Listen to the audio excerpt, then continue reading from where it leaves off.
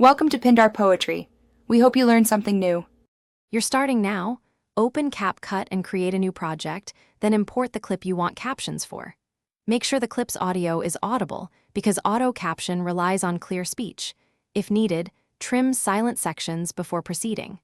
Once your media is in the timeline, tap the clip to select it and confirm the language setting in the project options. This first step reduces recognition errors and speeds up caption generation, so take a moment to check audio levels and spoken language before moving on. Now generate captions. Tap Auto Captions in the toolbar and select the correct language and dialect, then start recognition. Once done, inspect each caption segment. Capcut often timestamps slightly off, so split or drag captions to match speech. Make textual corrections for names, acronyms, or slang, and add punctuation so the text reads naturally. For long sentences, break lines for readability and shorten durations to match quick phrases. These edits improve clarity and viewer comprehension, so don't skip this careful pass.